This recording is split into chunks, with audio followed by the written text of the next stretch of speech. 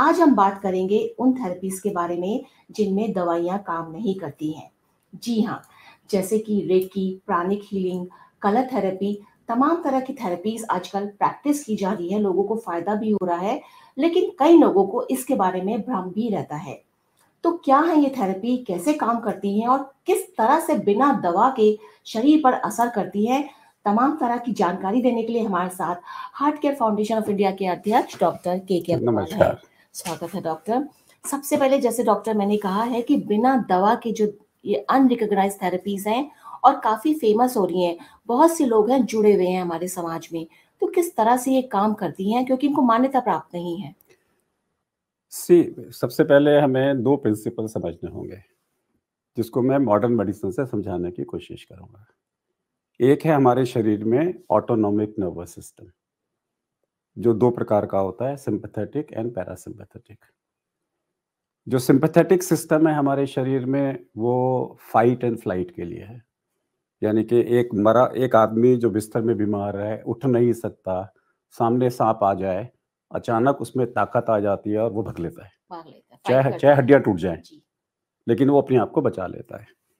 ये sympathetic system है। जी, और पैरासिम्पैथेटिक सिस्टम है, वो हीलिंग सिस्टम है, जो कि जब आप रेस्ट करते हो, रिलैक्स करते हो, मस्कुलर रिलैक्सेशन में जाते हो, तुरिया स्टेज ऑफ स्लीप में जाते हो, डीप स्लीप में जाते हो, तो उस टाइम में पैरासिम्पैथेटिक स्टेट आपको रिलैक्सेशन, वो हीलिंग मोड है।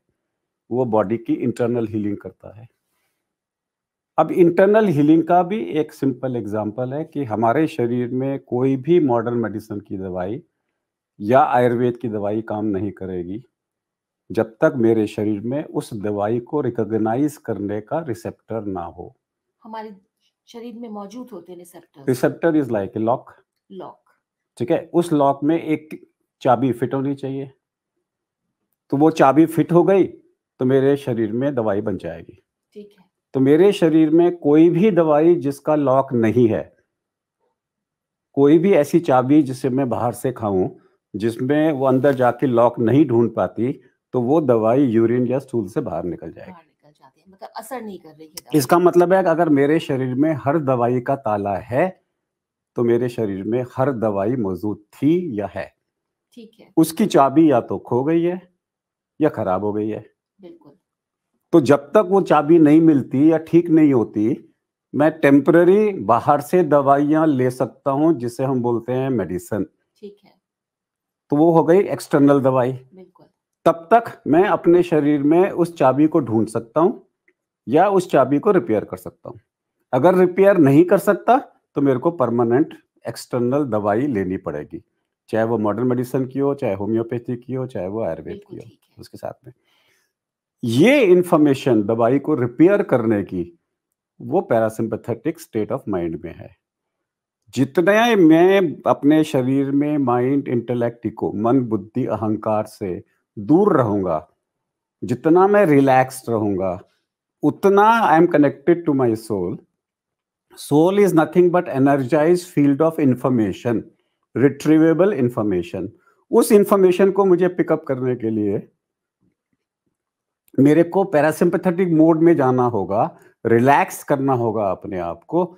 इसके ऊपर में जो सिस्टम है कि उसको रिलैक्सेशन कैसे करूं, वो अलग अलग सिस्टम्स ऑफ मेडिसिन बन गए हैं। बिल्कुल। इसमें जो रिकॉग्नाइज्ड है वो योग एंड नेचुरोपैथी है। बिल्कुल। तो जो योग है, वो फंडामेंटल प्रिंसिपल है योग का कि आप सिंपैथेटिक से पैरासिम्पैथेटिक मोड की तरफ जाओ। अब इसके अंदर में अलग अलग लोगों ने अपने सिस्टम्स ऑफ मेडिसिन निकाल दिए हैं। तो ultimately all systems are offshoot of yoga. योग का ओरिजिन या तो आएगा योगा वशिष्ठ में। ठीक है। तो योग वशिष्ठ के अंदर में हमारा जो डायलॉग था between Ram and yoga and says Vashishtha, उसका मेंशन आएगा, या वेदों में योग सूत्र और पतंजलि के अंदर में आएगा। वहां से ओरिजिन हुआ। और हमारी जो 6 हिंदू फिलॉसफी हैं, उसमें योग भी एक फिलॉसफी है।